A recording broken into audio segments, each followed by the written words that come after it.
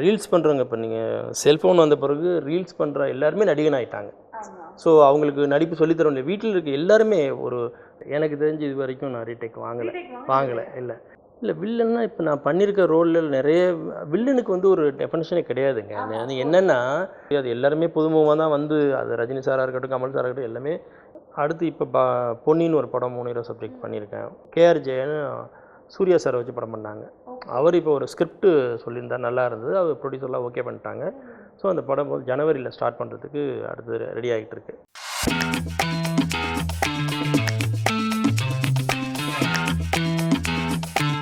Welcome to the show spotlight viewers with me Vijay Sandhya. இன்றைக்கி நம்ம கூட யார் ஜாயின் பண்ணியிருக்காங்க அப்படின்னு பார்த்தீங்கன்னா ஆக்டர் விநாயகராஜ் சார் தான் நம்ம கூட ஜாயின் பண்ணியிருக்காரு. வாங்க அவர்கிட்ட நிறைய விஷயங்களை கேட்டு தெரிஞ்சுக்கலாம். ஹாய் சார், வணக்கம். எப்படி இருக்கீங்க? நல்லா இருக்கேன். ஃபர்ஸ்ட் ஆஃப் ஆல் நான் வந்து ஹீரோவில் வில்லன்லேருந்து ஹீரோ ரோல் நடிக்கிறீங்க, எப்படி ஃபீல் பண்ணுறீங்க? இல்லை, வில்லன் ரோல் பண்ணுறதுல நிறைய சேலஞ்சஸ் இருக்குது. நிறைய பர்ஃபார்ம் பண்ணுறதுக்கான ஸ்கோப் நிறையா இருக்கும். பட் ஹீரோவுக்கு வந்து ரொம்ப ரெஸ்ட்ரிக்ட் பண்ணி தான் பண்ண முடியும். எல்லா விஷயத்தையும் அப்படி பண்ணிட முடியாது. ஃபார் எக்ஸாம்பிள் இப்போ ஒரு படம் லயன்மேன் ஒரு படம், அதில் வந்துட்டு கொஞ்சம் ஒரு அட்மாஸ்பியருக்காக ஒரு சுருட்டு எடுத்து யூஸ் பண்ணுற மாதிரி ஒரு சீக்வன்ஸ் இருக்குது. பட் அது வந்து ஒரு ஹீரோ பண்ண முடியாது. ஏன்னா மக்களுக்கு ஹீரோங்கிறவங்க ஒரு நல்ல விஷயத்தையும் சொல்கிறவனாக இருக்கணும். ஸோ அந்த மாதிரி பார்த்தீங்கன்னா பர்ஃபார்ம் பண்ணுறதுக்கு ஒரு த்ரில்லிங்காக உள்ள விஷயம்னா வில்லன் தான். ஹீரோன்னு போகும்போது ரெஸ்ட்ரிக்ட் பண்ணி தான் பண்ண முடியும். டோட்டலாக எல்லாத்தையும் மாற்றி ஆக வேண்டியது இருக்கும். ஓகே, இப்போ வந்து ஹீரோ அண்ட் வில்லன், இப்போது ஹீரோ வில்லனாக நடிக்கும் போது எதில் வந்து ரொம்ப அட்வான்டேஜஸ் இருக்கும்? லைக் நல்ல விஷயங்கள், நமக்கு ஒரு ஃப்ரீயாக இருக்கிறது எது, வில்லனா இல்லை ஹீரோவா? நடிக்கிறது வில்லன் தாங்க. வில்லன் தான். ஒரு ரெஸ்ட்ரிக்ட் பண்ணி நடிக்க வேண்டிய விஷயமே இருக்காது. எது பண்ணாலும் ஒரு மேனரிசம் இருக்கும், எல்லாத்துலேயும் அது ப்ளே பண்ண முடியும். இந்த ஹீரோங்கிறதுக்கு வந்து ஒரு பாக்ஸ் தான், ஒரு ஸ்கேல் போட்டு தான் அதுக்குள்ளே தான் பண்ணி ஆகணும். ஸோ அதனால் ஹீரோவை விட பர்ஃபார்ம் பண்ணுறதுக்கு ஸ்கோப் இருக்குது எல்லாமே வந்துட்டு வில்லன் தான். பட் எல்லாருக்குமே என்னென்னா லைஃப்பில் ஹீரோவாக பண்ணணும், அந்த ரீச் பண்ணணுன்ற எண்ணத்தில் தானே உள்ளே வரும். கண்டிப்பாக வரும்பொழுது அதையும் பார்க்கணும். உங்களுக்கு எது ஈஸியாக இருந்துச்சு? வில்லன் பண்ணுறது ஈஸியாக இருந்துச்சா இல்லை ஹீரோ? வில்லன் இதுவரையும் பண்ணியாச்சு. நான் ஹீரோவும் செகண்ட் ஹீரோ நிறையா பண்ணிட்டேன். 3-4 படம் செகண்ட் ஹீரோவாக பண்ணிட்டேன். பட் அப்போது இதாக இல்லை, அதான் சொல்கிறேனே, அந்த மாதிரி ஒரு ரெஸ்ட்ரிக்ஷனோட போக வேண்டிய விஷயமா இருக்கும் ஹீரோவை பண்ணும்பொழுது. பட்டு மைண்டுக்கு ஹாப்பினஸ் கொடுக்குறது, பட்டு ஒரு ஒரு நம்ம நினச்சதை அடைஞ்சிட்டோம் அப்படின்ற ஒரு ஃபீல் வர்றது வந்து அது ஹீரோ தான். ஓகே. அண்ட் வந்து இப்போது நம்ம ஒரு விஷயம் பண்ணிகிட்டு இருக்கும்போது அடுத்த விஷயம் மாறும்போது அந்த விஷயத்தை விட இதுலேருந்து எக்ஸஸாக நிறைய கற்றுப்போம் இல்லையா? ஸோ நீங்கள் வில்லனாக பண்ணிகிட்டு இருந்தீங்க, பட் இப்போ ஹீரோவாக பண்ணுறீங்கன்னும் போது அதை விட கொஞ்சம் எக்ஸஸாக இதில் வந்து நீங்கள் என்னெல்லாம் வந்து கற்றுக்கிட்டீங்க, லேர்ன் பண்ணீங்க? இல்லை, சினிமாவுக்கு வரும்போதே நம்ம வந்து சில விஷயத்தை கற்றுக்கிட்டு தான் வர வேண்டியது இருக்குது. ஏன்னா நடிப்பு அப்படின்றது வந்துட்டு வேறு விஷயம். இன்றைக்கி வந்துட்டு வேறு மாதிரி ஆயிடுச்சு நடிப்புங்கிறது. பட்டு சினிமாவுக்குன்னு ஒரு கேமரா ஆங்கிள் பார்க்குற விஷயமா இருக்கட்டும், ஒரு ஃபைட் சீக்வன்ஸுக்கு பண்ணுற ஒரு அதுக்கு எடுக்கிற ஸ்டெப்பாக இருக்கட்டும், டான்ஸாக இருக்கட்டும், இது எல்லாமே நம்ம சில விஷயம் கற்றுக்கிட்டு தான் வர வேண்டியது. பட் அந்த இதெல்லாம் நம்ம ஏற்கனவே கற்றுக்கிட்டு தான் வந்திருக்கோம். ஸோ அப்படி இருக்கும்போது வில்லனுக்கு அது யூஸ் ஆச்சு. இப்போது நான் ஏற்கனவே 2 படங்கள் வந்து நான் செகண்ட் ஹீரோவாக பண்ணியிருக்கேன். அதனால் இப்போ பண்ணுறது ஒரு பெரிய டிஃபிகல்ட்டி மேட்டர் கிடையாது. ஓகே. அண்டு நீங்கள் வந்து அதிகமாக ரீடேக் வாங்கின படம்னா என்ன சார் சொல்லுவீங்க? இல்லை, எனக்கு தெரிஞ்சு இது வரைக்கும் நான் ரீடேக் வாங்கினது இல்லையா? இல்லை, எனக்கு பேரே வந்து ஒன் டேக் ஆர்டிஸ்ட்டு தான். பட் மேபி அந்த ஒரு சீனில் வந்து நிறைய ஆர்டிஸ்ட் இருப்பாங்க, அதில் ஒரு விஷயங்கள் ஏதாவது யாராவது சொதப்பிட்டாங்கன்னா வரக்கூடிய இதுக்காக டேக் போமே ஒழிய எனக்கு தெரிஞ்ச அந்த ரீடேக் வாங்கினது இது வரைக்கும் இல்லை. சரி, ஓகே. இதுக்கு நீங்கள் பதில் சொல்ல, பட் இருந்தாலும் கண்டிப்பாக வந்து நிறைய படங்கள் பண்ணியிருக்கீங்க. ஏதோ ஒரு படத்தில் ஏதாச்சும் ஒரு சீன் வந்து ரொம்பவே ஸ்ட்ரகிள்ஸாக இருந்திருக்கும் இல்லையா? ரீடேக் வாங்கலை, பட் இந்த ஒரு சீனுக்கு நான் ரொம்பவே வந்து ப்ரிப்பேர் ஆனேன், ரொம்பவே ஸ்ட்ரகிளாக இருந்துச்சு. ஆமாம், மெனக்கட்டிருக்கோம். எப்படின்னா நம்ம வந்துட்டு சிகரம் தொடுன்னு ஒரு படம், அது கௌரவ் நாராயணன் டைரக்ட் பண்ணாரு. அந்த படம் பண்ணும் பொழுது அது ஏடிஎம் ராபரி மேட்ரு. ஸோ அதில் வந்து போலீஸ் வந்து பிடிச்சிருவாங்க. ஸோ அப்போ அதை என்கொயரி பண்ணும்போது தலைகீழ கட்டி தொங்க விட்டுருந்தாங்க. கிட்டத்தட்ட ஒரு 2 ஹவர்ஸுக்கு மேலே அந்த சீக்வன்ஸிங் வந்து தலைகீழ கட்டி தொங்க விட்டுருந்தாங்க. அப்போது நம்ம கரெக்டாக பண்ணாலும் அவங்களுக்கு இந்த ரோப்பு இது சரியாகலினாலும் டேக் எடுக்கிற மாதிரி இருக்கும். ஏன்டா சினிமாவுக்கு வந்தோன்ற மாதிரி ஒரு ஃபீல் இருக்கு. ஏன்னா பிளட் ஃபுல்லாக தலைக்கு வந்து கண்ணெலாம் ரெட் ஆகிடும். இன்னும் கொஞ்சம் விட்டுருந்தா உயிருக்கே ஆபத்து, அந்த மாதிரி ஒரு சுச்சுவேஷன்லாம் இருந்தது. பட் அது சேலஞ்சிங் தானே.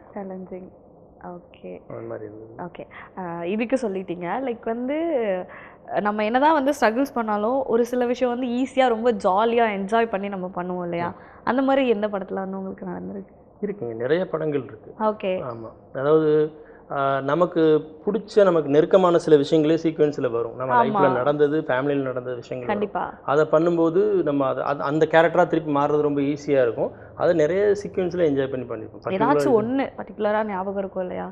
இந்த ஒரு படத்தில் இந்த சீன் வந்து நான் ரொம்பவே என்ஜாய் பண்ணேன் நானா அப்படின்னா? இல்லை, அது வந்து ஜங்ஷன் ஒரு படம். அதில் வந்துட்டு ஆக்சுவலாக வந்துட்டு செகண்ட் ஹீரோ தான். பட் அந்த ஹீரோயின் வந்துட்டு என்னென்னா நம்ம மேலே தான் 2 ஹீரோயினுமே ஃபோக்கஸில் இருப்பாங்க.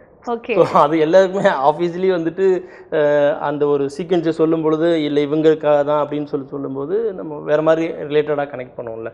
அந்த மாதிரி இந்த மாதிரி நிறைய இன்சிடென்ட் இருக்கும். லைஃப்பில் நடந்திருக்கா? இல்லை, லைஃப்பில் நடக்கலை. பட் என்னென்னா ஒரு அந்த கதைக்கு அந்த இடத்துல வரும்பொழுது ஒரு ஒரு இதாக இருக்கும். அவ்வளோதான். Okay okay sir. அண்ட் நீங்கள் வந்து உங்களோட முதல் படத்தில் எவ்வளோ சம்பளம் வாங்குவீங்க? முதல் படம் ஆக்சுவலாக வந்துட்டு 15,000 rupees per day அப்படின்னு கணக்கு பண்ணுறாங்க. பட் இன்னைக்கு கேட்டுறாதீங்கன்னு சொல்ல முடியாது. இப்போ இருக்க ரேஞ்ச், பட் அது வந்து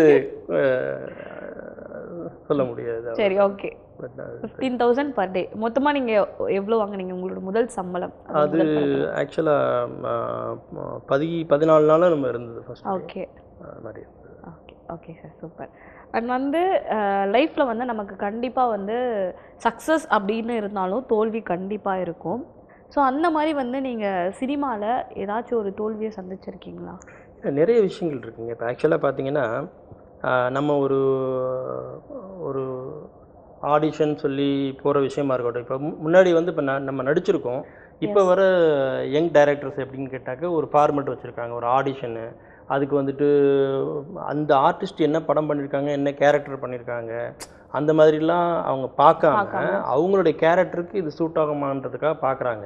அப்படி பார்க்கும்போது நிறைய பேருக்கு, எனக்கு மட்டும் இல்லை, இப்போ நமக்கு பெருசாக அவ்வளோ போகிறது இல்லைன்னு வச்சுக்கோங்களேன். பட் நிறைய பேர் நண்பர்கள் சர்க்கிளில் பேசும்பொழுது இந்த ஈக்குவல் ஆர்டிஸ்ட்டாக இருக்கவங்க எல்லாருமே என்ன ஃபீல் பண்ணுறாங்கன்னா, இந்த மாதிரி பண்ணுறாங்க, அது அந்த இடத்துல வந்துட்டு இது பண்ணி காமிக்க சொல்கிறாங்க, இப்படி பண்ணி காமிக்க சொல்கிறாங்கன்னு சொல்லிட்டு ஒரு ஃபீல் இருக்குது. பட் நம்ம நிறைய இடத்துல நம்ம நினச்சி சான்ஸ்க்காக போயிருப்போம். பட் நம்ம வாய்ப்பு கேட்டு போகிறத விட நமக்கு வந்த கேரக்டராக இருக்கும். பட் சில கேரக்டர்கள் வந்து நம்ம பண்ண வேண்டிய சூழ்நிலையில் பண்ணாமல் விட்டுருப்போம். ஏதோ ஒரு காரணத்துக்காக ஒன்று அவங்க சைடில் கூப்பிடாமல் இருந்திருக்கலாம், இல்லை நமக்கு டேட்டு ப்ராப்ளம் வந்திருக்கலாம். அந்த மாதிரி விட்ட படங்களில் ஒரு ஹிட்டு படம் இருந்திருக்கும். நம்ம கேரக்டர் சொன்ன கேரக்டர் பெருசாக பேசப்பட்ட கேரக்டர் இருக்கும். அப்போ நமக்கு அது வந்து ஒரு பெரிய தோல்வியை தான் தோணும். நம்ம பண்ணலையேன்ற உண்மையாக நடந்திருக்காங்க. இருக்குங்க நிறைய. என்ன படம் அந்த மாதிரி அது சொல்ல வேண்டாம். ஓகே. அது பண்ண ஆளுங்களுடைய இதாகக்கூடாதுல்ல, அதுக்கு. ஓகே, நல்லது. ஓகே. அண்ட் வந்து இப்போது லைக் எப்படி சொல்கிறது, லைக் ஹீரோ அண்ட் வில்லன் அப்படின்னும் போது நீங்கள் வில்லனாக நடிச்சுட்டு வில்லன்லேயே வந்துட்டு இருந்தீங்கன்னா நீங்கள் வந்து நிறைய படங்கள் பார்த்துருப்பீங்க. ஸோ வந்து இந்த மாதிரி கேரக்டர், ஐ மீன் இந்த மாதிரி கதாபாத்திரத்தை தான் வந்து நான் எடுத்து நடிச்சிருப்பேன் அப்படின்னா என்ன சொல்வீங்க? இப்போ ஹீரோ ஆகிட்டீங்க. ஹீரோனா இப்போ நீங்கள் உங்களுக்கு ஒரு மைண்ட் செட் இருக்கும், இந்த மாதிரி ஒரு கதாபாத்திரத்தில் பண்ணலாம். ஆனால் இப்போ வில்லன் ரோலே நீங்கள் பண்ணிட்டு இருந்தீங்கன்னா என்ன கதாபாத்திரத்தை நீங்கள் சூஸ் பண்ணியிருப்பீங்க? இது வில்லனுக்கா? ஆமாம். இல்லை, வில்லன்னா இப்போ நான் பண்ணியிருக்க ரோலில் நிறைய வில்லனுக்கு வந்து ஒரு டெஃபினிஷனே கிடையாதுங்க. என்னென்னா வில்லன் வந்துட்டு ஒரு இப்போது அரவிந்த் சாமி சார் வந்து தனி ஒருவனில் வந்த மாதிரி ஒரு ஒயிட் காலர் வில்லன். இப்போ வந்து வில்லன் வந்தால் முன்னாடி மாதிரிலாம் ஒரு கெட்டப் சேஞ்சில் அந்த மாதிரிலாம் கிடையாது இல்லையா? ஸோ எல்லா இதுவும் பண்ணணும்னு தோணும். ஒரு படம் பார்த்துட்டு இருக்கும்போது நம்ம இந்த கேரக்டர் பண்ணியிருந்துருக்கலாமே அப்படின்னு தோணும். அப்படி நிறைய வில்லன் கேரக்டர் இருக்கும். அவங்க அந்த டைரக்டர் எப்படி அந்த கதையை கொண்டு வராங்களோ. இப்போ லைன்மேன் ஒரு படம் இப்போ ஓடிடியில் ரிலீஸ் ஆகிருக்கு. அந்த படத்தில் பண்ணும்போது ஒரு ஏஜ்டு வில்லன் கேரக்டர் பண்ணணும். ஸோ அது வந்து கேட்கும்போது நமக்கு நல்லா இருந்தது. அந்த ஏரியா ஸ்லாங் பேசணும், தூத்துக்குடி ஏரியா ஸ்லாங் பேசணும். பட் அந்த கெட்டப் ஒரு மாதிரி வரணுன்றதுக்காக அது ஒரு மெனக்கட்டும். பட் அது பண்ணும்போது ஒரு ஃபுல்ஃபில் ஆச்சு. எஸ், நம்ம வந்து டன் அப்படின்ற மாதிரி. ஸோ அது மாதிரி நிறைய கேரக்டரில் வந்து வரும், நம்ம மிஸ் பண்ணியிருப்போம். பட் சேலஞ்சிங்காக உள்ள கேரக்டர் நிறையா வரும் வில்லன் கேரக்டரில். ஹீரோவை விட வில்லனுக்கு பெட்டர் தான். பெட்டர். ஓகே. அண்ட் வந்து நம்ம லைஃப்பில் வந்து நிறைய விஷயங்களை நம்ம கற்றுட்ருப்போம். லைஃப்லையாக இருக்கலாம், இல்லை உங்களோட சினிமா லைஃப்லையாக இருக்கலாம், பர்சனல் லைஃபாக இருந்தாலும் சரி, சினிமா லைஃபாக இருந்தாலும் சரி. இந்த ஒரு விஷயத்த வந்து நான் ரொம்பவே கற்றுக்கிட்டேன். அது வந்து என்னோடய லைஃப்பில் வந்து நிறைய சேஞ்சஸை உண்டாக்குச்சு அப்படின்னா நீங்கள் என்ன சொல்லுவீங்க? இல்லைங்க, எப்பவுமே ஒரு விஷயம் எந்த அதாவது நம்ம பிஸ்னஸ் பண்ணாலும் சரி, ஒரு வேலைக்கு போனாலும் சரி, இல்லை நீங்கள் சொல்ல சினிமா வழியாக இருந்தாலும் சரி, ஒரு விஷயத்தை நம்ம கற்றுக்கிட்டு பண்ணோம்னா அது கண்டிப்பாக ப்ளஸ் தான். ப்ளஸ். ஏன்னா அதில் நிறைய விஷயங்கள் இருக்கும், அதுக்கு வந்து நமக்கு கற்றுக்கிட்டு போகும்போது அது ஹெல்ப்ஃபுல்லாக இருக்கும்ல. Okay, super.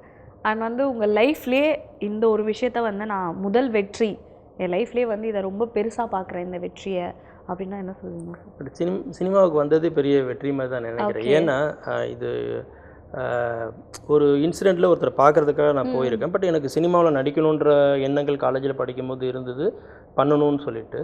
So எதேச்சியாக but thought இருந்தாலும் எதேச்சியாக ஒரு இன்சிடெண்ட்டு ஒருத்தரை பார்க்குறதுக்காக போயிட்டுருக்கேன். அப்போது ஒரு ஒளிப்பதிவாளரும் டைரக்டரும் அவர் தான், என்கே விஸ்வநாதன் சொல்லிட்டு ஒரு மிகப்பெரிய கேமராமேன்.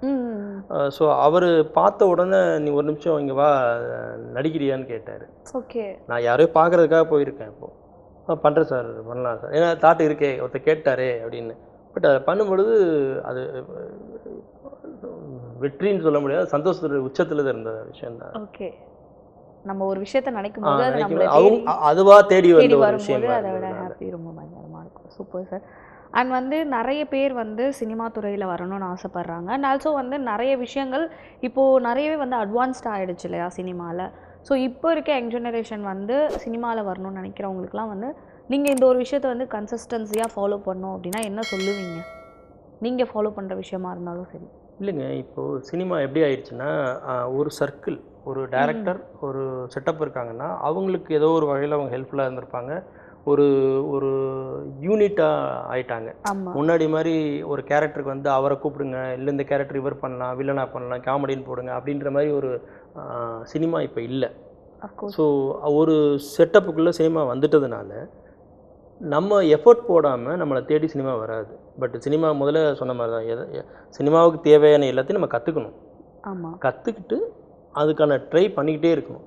இப்போ ஈவன் பெரிய ஆர்டிஸ்ட்டு கூட என்ன பண்ணுறாங்கன்னா, ஒரு படத்தில் ஒரு டைரக்டர் ஹிட்டு கொடுத்துட்டாருன்னா அவங்களுக்கு ஃபோன் பண்ணி கேட்குறாங்க, படம் நல்லா இருக்குன்னு சொல்லிட்டு ஒரு வாய்ப்பும் கேட்குற மாதிரி கேட்குறாங்க. சைலண்டாக நடக்கிற விஷயந்தான். ஸோ அதனால் அவங்களுக்கே அப்படி இருக்கும்போது நம்ம அதுக்கான முயற்சிகளை எடுத்துக்கிட்டு தெளிவாக சில விஷயத்தை கற்றுக்கணும். நம்ம ஃபாலோ பண்ணிகிட்டு இருந்தால் மட்டும்தான் சினிமா நமக்கான வாய்ப்பை கொடுக்கும். ஓகே. அண்ட் இப்போ பார்த்தீங்கன்னா எல்லாருமே ஆப்வியஸ்லி வந்து சோஷியல் மீடியா தான், full and full social media தான் ரொம்பவே ட்ரெண்டாக இருக்கும். எதாக இருந்தாலும் அதில் தான் நம்ம பார்த்து தெரிஞ்சுக்கிற நிலமையில இருக்குது. ஸோ இப்போ வந்து பார்த்திங்கன்னா நிறைய பேர் வந்து நடிப்பு திறமையில் இருக்காங்க. பட் இருந்தாலும் வந்து சோஷியல் மீடியாவில் பெரிய ஆளாக இருந்தால், லைக் உங்களுக்கு ஃபாலோவர்ஸ் இருந்தால் இப்போ வந்து உங்களுக்கு ஆப்பர்ச்சுனிட்டிஸ் தேடி வரும் அப்படின்ற மாதிரிலாம் நடக்குது சினிமாவில். அதை பற்றி நீங்கள் என்ன நினைக்கிறீங்க? இல்லை, அது வந்து அவ்வளோ அது ஒரு லாங் ஸ்டாண்டிங் போக வாய்ப்பு இல்லை. ஏன்னு கேட்டாங்க, இப்போ மீடியாவில் நீங்கள் எவ்வளோ ஃபாலோவர்ஸ் இருக்காங்க, இன்றைக்கி ட்ரெண்டே அப்படி தான் ஆகிடுச்சு. ஏன்னா எவ்வளோ ஃபாலோவர்ஸ் இருக்காங்களோ அவங்கள கூப்பிட்டு தான் வாய்ப்பு கொடுக்குறாங்க. அது சின்ன சின்ன வேஷங்கள் பண்ணி, இல்லை வந்து அவங்க ரீல்ஸில் வந்துட்டு தப்பாவோ ரைட்டாவோ ஏதோ ஒரு விஷயம் அவங்கள ஃபோக்கஸ் பண்ணணுன்றதுக்காக நல்லதோ கெட்டதோ ஒரு விஷயத்த பண்ணுறாங்க, பண்ணி அதை கேட்ச் பண்ண வைக்கிறாங்க. ஸோ அவங்களுக்கு லாங் லைஃப் சினிமாவில் இருக்குமானா இருக்க வாய்ப்பு இல்லை. ஏன்னா அது வந்து இந்த ஃபார்மேட்டில் வர்றவங்களுக்கும் இவங்களா தேடி வாய்ப்பை தேடி அதை கற்றுக்கிட்டு பண்ணுறவங்களுக்கு, இப்போ ரீல்ஸ் பண்ணுறவங்க, இப்போ நீங்கள் செல்ஃபோன் வந்த பிறகு ரீல்ஸ் பண்ணுற எல்லாருமே நடிகன் ஆகிட்டாங்க. ஸோ அவங்களுக்கு நடிப்பு சொல்லித்தரவங்க வீட்டில் இருக்க எல்லாருமே ஒரு வீட்டுக்குள்ளே இருக்க நடக்கிற இன்சிடென்ட்டு, ஹஸ்பண்ட் ஒய்ஃப் இன்சிடென்ட்டு, இப்படி ஒரு இன்சிடென்ட் எடுத்து ரீல்ஸ் போட ஆரம்பிச்சிட்டாங்க. ஸோ எல்லாருமே அதில் வந்து நடிப்பு வேண்டாம், கேமரா ஃபியர் இல்லாமல் ஒரு. பட் அதை தாண்டி நீங்கள் சினிமாவுக்குன்னு வந்து அந்த ஃப்ரேமில் அந்த அட்மாஸ்பியரில் அவரை க்ரௌடில் நின்று நீங்கள் பண்ணும்போது தான் உண்மையான அந்த இது தெரியும். பட் இந்த மாதிரி ரீல்ஸ் பண்ணி வரவங்களை வர வேண்டாம்னு நம்ம சொல்லலை. ஏதோ ஒரு வகை இருக்குது, ஒரு மீடியாவுக்குள்ளே வர்றதுக்கு, நான் இவ்வளோ திறமைசாலின்னு காமிக்கிறதுக்கு கண்டிப்பாக ஒரு. இப்போ எப்படி ஷார்ட் ஃபிலிம் பண்ணி ஒரு டைரக்டர் வந்து ப்ரூவ் பண்ணி நான் வேணும்னு ப்ரொடியூசர்ட்டையோ ஒரு ஆர்டிஸ்ட்டை போய் வாய்ப்பு கேட்குறாங்களோ, லைக் தட் இவங்க பண்ணுறதும் தப்பு இல்லை. எல்லாருமே அதில் வின் பண்ணி வந்துடும். அதுக்காக தன்னுடைய டைம் ஸ்பெண்ட் பண்ணி நம்ம ரீல்ஸ் பண்ணிட்டோம், இதில் சக்ஸஸ் ஆகிட்டோம், நம்ம சினிமாவில் வாய்ப்பு கிடச்சி வந்துடுவோம்னு நினச்சி அவங்க லைஃப்பை தொலைச்சிட வேண்டாம். அது வந்து அது 1000ல் 1 நடக்கிற விஷயமா இருக்கும். கரெக்ட். நீங்கள் வந்து ஃபஸ்ட் டைம் உங்களோட படத்துலையோ இல்லை ஏதோ ஒரு இதுலையோ முதல் தடவை வந்து கேமரா முன்னாடி நிற்கும் போது எப்படி ஃபீல் பண்ணீங்க சார்? ரொம்ப சந்தோஷமாக இருந்தது. எனக்கு எதாவது சொன்னேன்னே, நான் ஒரு ஸ்டூடியோவில், கற்பகம் ஸ்டூடியோவில் ஒருத்தர் பார்க்குறதுக்காக போயிருக்கேன். அப்போ அந்த டைரக்டர் கூப்பிட்டு, அந்த என்கே விஸ்வநாதன் சார் கூப்பிட்டு அப்படி கிராஸ் பண்ணும்போது பார்த்துட்டாரு, கூப்பிட்டாரு. அப்போது இம்மீடியட்டாக அன்னைக்கு அந்த அந்த நிமிஷமே நான் நடிக்கிறேன். ஓகே. ஒரு இது பண்ணலை, கெட்டப் சேஞ்ச் பண்ணல, எதுவுமே பண்ணல, கூப்பிட்டு அப்படியே நடிக்க வச்சுட்டாரு. அப்போ இருக்கும்போது அது அந்த ஹாப்பினஸ்க்கு வந்து சொன்னேன், அது வந்து ஒரு பெரிய இன்ப அதிர்ச்சி தான். ஓகே ஏன்னா யாருக்குமே கிடைக்காது அந்த மாதிரி ஒரு வாய்ப்பு கிடைக்கிறதுங்கிறது வந்து கிடைக்காது. பட் நல்ல ரோல் பண்ணேன் அதில் ஆக்சுவலாக. ஸோ அவருக்கு ஏதோ தோணி இருக்குது, பையனை பார்த்தா பண்ணுவானோன்னு தோணியிருக்கும். ஸோ அந்த ஒரு இன்சிடென்ட் தான். Okay super. அண்ட் வந்து இப்போ இருக்க இதில் என்னன்னு பார்த்தீங்கன்னா நிறைய படங்கள் வருது, சின்ன சின்ன படங்கள் வந்து நல்ல கருத்து சொன்னால் மக்கள் கண்டிப்பாக அதை அக்செப்ட் பண்ணிக்கிறாங்க. ஒரு சில டைமில் சின்ன சின்ன படங்களை வந்து பெருசாக யாரும் போய் தியேட்டரில் பார்க்குறது இல்லை இல்லையா? ஒரு பெரிய ஆர்டிஸ்ட் படம்னா தான் கொஞ்சம் என்ஜாய் பண்ணி பார்க்குறாங்க. ஸோ சின்ன படங்களையும் மக்கள் வந்து பார்க்கணுன்னா அதுக்கு வந்து நம்ம என்னென்னலாம் பண்ணணும்? இல்லை, கண்டென்ட் நல்ல கண்டென்ட் இருந்தால், இன்றைக்கி சினிமாவில் கண்டென்ட் நல்லா இருந்து அது மவுத் டாக்கில் படம் நல்லா இருக்கும். அது பெரிய ஆர்டிஸ்ட்டு சின்ன ஆர்டிஸ்ட்டுங்கிற கான்செப்ட்லாம் போயிடுச்சு. அப்படி இருந்ததுன்னா நிறைய பெரிய ஆர்டிஸ்ட் நடிக்கிற படங்கள் வந்து ஃப்ரைடே ரிலீஸ் ஆகி மண்டே அன்னைக்கு தியேட்டரில் கூட்டம் இல்லாமல் இருக்கிறதெல்லாம் நம்ம இருக்குது பார்க்குறோம். ஆமாம். ஸோ அதனால் அந்த காலம் இருந்தது, பிஸ்னஸுக்காக இவ்வளோ ஆர்டிஸ்ட்டை போடணும், இந்த கேரக்டர் இந்த ஆர்டிஸ்ட்டை போடணும் அப்படின்னு இருந்து அதுக்கு ஒரு ஓப்பனிங் இருந்ததுலாம் உண்மை. பட் எனிஹவ் ஒரு படத்தை கொண்டு வரணும்னா அதுக்கு பப்ளிசிட்டி பண்ணக்கூடிய ஒரு கம்பெனியாக இருக்கணும், பிராண்டட் கம்பெனியாக இருக்கணும், கண்டிப்பாக. இல்லை ஒரு டைரக்டர் வந்து ஏற்கனவே ப்ரூவ் பண்ண டைரக்டராக இருக்கணும். எல்லாமே புதுசாக வரும் பொழுது ஆடியன்ஸ் வந்து தியேட்டருக்குள்ளே வருதுங்கிறது 0 பாயிண்ட்டாக தான் இருக்கும், கண்டிப்பாக வரப்போகிறது கிடையாது. அவங்கள வர வைக்கிறதுக்கு மீடியாவில் வந்து அதை ஃபோக்கஸ் பண்ணி அந்த ஃபைட் கொடுத்து பேச வச்சு பண்ணுற விஷயங்கள் இன்றைக்கி நடக்குது. பட் இருந்தாலும் அப்படி பண்ணி உள்ளே போகும்போது மவுத் டாக்கில் படம் நல்லா இருக்குன்னு சொல்லிட்டாங்கன்னா அந்த மார்னிங் ஷோலையோ ஏதோ ஒரு ஷோவில் சொல்லிட்டாங்கன்னா, ஏன்னா எல்லா படத்துக்கும் சின்ன படத்துக்கு மேக்ஸிமம் கிடைக்கிறது ஒரு ஷோ தான் கிடைக்குது. ஆமாம், ஏதோ ஒரு ஷோ கொடுக்குறாங்க தியேட்டரில். ஸோ அப்படி இருக்கும்போது அதில் யாராவது மவுத் டாக்கில் வந்தால் மட்டும்தான் அதுக்கு சக்ஸஸ் பாயிண்ட் இருக்குது. பட் அதுக்காக சின்ன படம் பண்ண முடியாது. எல்லாருமே புதுமுகமாக தான் வந்து, அது ரஜினி சாராக இருக்கட்டும் கமல் சாராக இருக்கட்டும் எல்லாமே என்ட்ரி ஆகும்போது புதுமுகம் தான். பட் அந்த காலத்தில் இருந்த சினிமா டைப் வேறு, இன்றைக்கி இருக்குது வேறு. அதனால் அதுக்கான கண்டென்ட்டை கரெக்டாக எடுத்து பண்ணிட்டாங்கன்னா அது படம் வந்து சக்ஸஸ் பண்ணுற வாய்ப்பு இருக்குது. ஏன்னா இன்றைக்கி தியேட்டரை தாண்டி ஓடிடி இருக்கிறதுனால கண்டிப்பாக பணம் போடுற முதலாளிக்கு கண்டிப்பாக பணம் வந்துடும், அதில் எந்த மாற்றம் கிடையாது, பிஸ்னஸ் ஆகிடும். பட் ஆர்டிஸ்ட் செலெக்ஷன் அப்படின்னு அட்லீஸ்ட் ஒரு ஆர்டிஸ்ட் 2 ஆர்டிஸ்டாக ஒரு இம்பார்ட்டன்ட் ரோலுக்கு எஸ்டாப்ளிஷ்ட் ஆர்டிஸ்ட்டை அவங்க வந்து செகண்ட் கேடர் தேர்ட் கேடரில் இருக்க ஆர்டிஸ்ட்டை வச்சு பண்ணாங்கன்னா உள்ள பீப்புள் வர்றதுக்கான வாய்ப்பு கண்டிப்பாக சான்சஸ் இருக்குது. ஓகே. அண்ட் எங்களுக்கு நீங்கள் யாருன்னு தெரியும், மக்களுக்கு வந்து விநாயக் யார், உங்களோட ஜேர்னி வந்து எப்படி இருந்துச்சு, எப்படி வந்து சினிமா மேலே ஒரு காதல் கொண்டு அதுக்குள்ளே வந்தீங்க அப்படின்றத எங்களுக்காக சொல்லுங்கள். ஆமாம், கண்டிப்பாக. ஆக்சுவலாக என்னென்னா, நான் வந்துட்டு காலேஜில் படிக்கும்போது நம்ம சினிமாவில் பண்ணணுன்ற ஒரு தாட் இருந்துக்கிட்டு இருந்தது. அதுக்கு ஸோ மெனி ரீசன்ஸ் இருக்கும் மைண்டுக்குள்ளே வர்றது. ஸோ என்னுடைய ஊர் வந்து பானவயல்னு ஒரு வில்லேஜ், காரைக்குடி பக்கத்தில். நான் காரைக்குடி அலாப்பாவில் படித்தேன். ஸோ சென்னைக்கு ஒரு பிஸ்னஸ் மேட்டருக்காக வரும்பொழுது, பிஸ்னஸ் ஸ்டார்ட் பண்ணலான்னு வரும்பொழுது இது தாட் இருந்தது. ஸோ வரும்போது சென்னைக்கு கால் வைக்கும்போது ஃபஸ்ட்டு தாட் வந்து மினிமம் வந்து ஒரு 1,00,000 பேராவது விநாயகராஜ் யாருன்னு தெரிஞ்சிருக்கணும் அப்படின்னு ஃபஸ்ட்டு சென்னையில் கால் வைக்கும்போது நான் நினைக்கிறேன், என் தாட் இருந்தது. ஸோ அது நடந்தது. அது வந்து ரொம்ப ஷார்ட் டைமே நடந்தது. ஸோ அப்போ நம்ம சினிமாவுக்காக சில விஷயங்கள், இன்றைக்கி இருக்க சினிமா ட்ரெண்டே வேறுங்க. நான் என்ன சொல்கிறேன்னே, நீங்கள் செல்ஃபோன் வச்சுருந்தா இன்றைக்கி ஒரு மூவி எடுக்கிற அளவுக்கு எல்லாம் வந்துட்டாங்க, மக்களுடைய இது வந்துருச்சு. பட் அன்னைக்கு ட்ரெண்டில் எப்படின்னு கேட்டாக்க நம்ம ஏதாவது கற்றுக்கிட்டால் தான் பண்ண முடியும். ஸோ அதனால் சினிமாவுக்கு தேவையான சில விஷயங்கள் இருந்தது. அது நடிப்பாக இருக்கட்டும், இல்லை டான்ஸு ஃபைட்டு இதெல்லாம் கற்றுக்கிட்டு வர வேண்டிய சூழ்நிலை அன்றைக்கி சினிமா இருந்தது. ஏன்னா இல்லை அதெல்லாம் இருந்தால் தான் உள்ளே என்ட்ரி ஆகிற மாதிரி இருந்தது. அந்த மாதிரி விஷயத்தில் அதெல்லாம் கற்றுக்கிட்டு ட்ரை பண்ணலான்னு நினைக்கும் போது எதேச்சையாக ஒரு அதுவாக வந்த விஷயந்தான் நான் அந்த என்கேவி சார் படத்தில் நான் பண்ணும் பொழுது பண்ணது. ஸோ அதுக்கு பிறகு நிறைய படங்கள் அப்படியே வந்தது. அதில் நான் ஆக்சுவலாக சீரியலும் பண்ணியிருக்கேன். சன் டிவியில் சீரியல் பண்ணியிருக்கேன், ராஜ் டிவியில் பண்ணியிருக்கேன், விஜய் டிவியில் பண்ணியிருக்கேன், ஜெயா டிவியில் பண்ணியிருக்கேன். இதில் எல்லாம் சீரியல் பீக்கில் இருந்தது. பட் இது ஃபுல் டைம் ஜாப் ஆகிடும். அது வந்து என்னென்னா காலையிலேருந்து நைட் வரைக்கும் ஒரு அட்டண்டன்ஸ் போட்ட மாதிரி ஆகிடும். ஸோ அதனால் என்னுடைய டைவர்ஷன் ஆயிடக்கூடாதுன்றதுக்கு நான் ஃபுல் சினிமாவில் தான் கான்சன்ட்ரேட் பண்ணணும். அப்படி பண்ணும்பொழுது ஜங்ஷன் ஒரு படம், அதில் டபிள்யூ ரோசார் பீட்டில் பண்ணேன். ஸோ அதுக்கு அடுத்தடுத்து அதே மாதிரி ஈக்குவல் கேரக்டரில் பண்ணிட்டு வந்தேன். ஸோ சிகரம் தொடுன்னு ஒரு படம் கொஞ்சம் கேப் விட்டுருந்தேன். இப்போ சிகரம் தொடுன்னு ஒரு படம் பண்ணேன், அதில் வில்லனாக பண்ணேன்.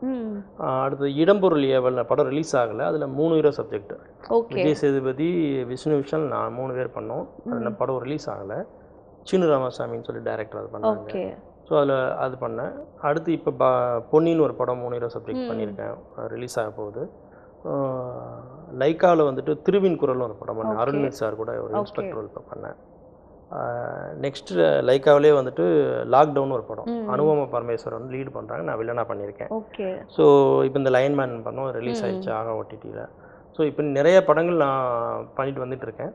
பட் என்னுடைய ஃபோக்கஸ் வந்து சினிமாவில் வில்லனா, அது கேரக்டர் ரோலா, இல்லை ஹீரோவா அப்படின்றது இல்லை. இல்லை உங்களுக்கு வந்து நடிக்கக்கூடிய அது வந்து ஸ்கோப் கொடுக்கக்கூடிய எந்த ஒரு கேரக்டராக இருந்தாலும் அந்த கேரக்டரை சூஸ் பண்ணி நடிக்கிறதுக்கு நம்ம ரெடியாக இருக்கோம். ரெடியாக இருக்கீங்க. அப்படி தான் நான் நடிச்சிட்டு இருந்தேன். இப்போ இந்த வாய்ப்பு வந்து அந்த உயிரிலை கலந்து 2 அப்படின்றது என்ன, கேஆர் ஜெயன் சூர்யா சார் வச்சு படம் பண்ணாங்க. ஓகே. அவர் இப்போ ஒரு ஸ்கிரிப்ட் சொல்லியிருந்தார், நல்லா இருந்தது. அவர் ப்ரொடியூசர்லாம் ஓகே பண்ணிட்டாங்க. ஸோ அந்த படம் ஜனவரியில் ஸ்டார்ட் பண்ணுறதுக்கு அடுத்து ரெடி ஆகிட்டு இருக்கு. சூப்பர். ஸோ இப்போ ஒரு படம் பண்ணியிருக்கேன், அதான் இந்த தாடி கட்டப்பு இருக்குது. ஓகே. அப்படின்ட்டு ஸோ நான் நினச்ச மாதிரி நடந்துச்சு. பட் ஈஸியாக சினிமாவுக்குள்ளே வந்துட முடியாதுங்க. ஏன்னா கண்டிப்பாக சினிமாவுக்குள்ளே வர்றதுங்கிறதுக்கு நமக்கு அங்கே இருக்கணும். பட் அதை தாண்டி முயற்சிகள் நிறையா பண்ணணும். ஸோ அதுபடி வந்தாச்சு, இன்னைக்கு போயிட்டு. ஓகே. ஸோ வந்து அன்எக்ஸ்பெக்டடாக ஒரு விஷயம் நடந்து அப்படியே சினிமா அண்ட் வந்து உங்களுக்கு பிடிச்ச மாதிரி வந்துட்டீங்க. பட் இருந்தாலும் வந்து நிறைய ரிஜெக்ஷன் ஒரு இடத்துல இருந்திருக்கும் இல்லையா? ஒரு சில படத்துக்கு வந்து நீங்கள் ஆடிஷன் அட்டன் பண்ணியிருக்கலாம், இல்லை தேர்வாயிருக்கலாம், கடைசி நிமிடத்தில் வந்து அது வேண்டாம் அப்படின்னு கூட சொல்லியிருக்கலாம். அந்த மாதிரி ஏதாச்சும் இருக்குங்க, இருக்குது. அதாவது என்னென்னா, நமக்கு இந்த இடத்துல வாய்ப்பு வந்துரும்னு நினச்சி போய் எல்லாமே ஓகே பண்ணதெல்லாம் இருக்குது. அதுக்கு பிறகு வராமல் இருந்திருக்கு. அதுக்கு நிறைய காரணங்களும் இருக்குது. அது கேரக்டர் பிடிக்காமல் போனதாக இருக்கட்டும், இல்லை அவங்க சைடில் வேறு ஆர்டிஸ்ட் அன்றைக்கி மார்க்கெட்டபுள் ஆர்டிஸ்ட் போடலான்னு நினச்ச மாதிரி இருக்கும். அந்த மாதிரி விஷயங்களை நிறைய படங்கள் நம்ம மிஸ் பண்ணியிருக்கோம். Okay, super sir. அண்ட் வந்து அடுத்தடுத்து என்ன மாதிரியான கதாபாத்திரங்கள் நீங்கள் நடிக்கலாம்ட்டு ஒரு தீர்மானத்தில் இருக்கீங்க? எதாக இருந்தாலும் இப்போ சொன்ன மாதிரி தான், நான் வந்து ஃபிக்ஸடாக வந்து நமக்கு இந்த கேரக்டர் தான் நம்ம இல்லை. ஏன்னா அன்னைக்கு ட்ரெண்டுக்கு தகுந்த மாதிரி ஒரு கேரக்டருக்கு வேல்யூ இருந்ததுன்னா அந்த கதையில் அந்த கேரக்டர் பண்ணுறதுல பிரச்சனை இல்லை. அது ஹீரோ, வில்லன், இன்னொரு ஒரு கேரக்டர் ரோல், அதை பற்றி நமக்கு பிரச்சனை இல்லை. பட் அப்படி தான் சூஸ் பண்ணி நடிச்சுட்டு வந்தேன். ஹீரோனா ஹீரோ ஸ்டாண்ட்லேயே இருக்கணுன்றது இல்லை, எல்லோரும் அப்படி பண்ணிட முடியாது.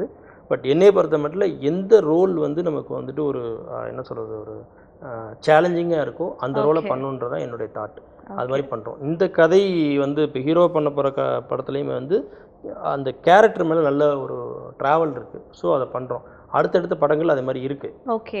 அடுத்தடுத்து இன்னும் 2 படங்கள் வந்து நான் பேசி வச்சுருக்கேன். ஸோ அந்த 2 படங்களுக்கும் பண்ண போகிறோம். அதுவும் ஹீரோ தான் பண்ண போகிறேன். பட் அதுக்கு மேலே மீடியா சப்போர்ட், உங்களை மாதிரியோட சப்போர்ட், இறைவனுடைய சப்போர்ட் இருந்ததுன்னா அப்படியே போகும். இல்லைன்னா என்ன கேரக்டர் நல்ல ஒரு கேரக்டர் வந்து சூஸ் பண்ணி இது பண்ணிக்க வேண்டியது. Okay, super sir. அண்ட் நீங்கள் ரீசெண்டாக பார்த்த படத்தில் வந்து ரீசெண்டாக நிறைய படங்கள் பார்த்துருப்பீங்க.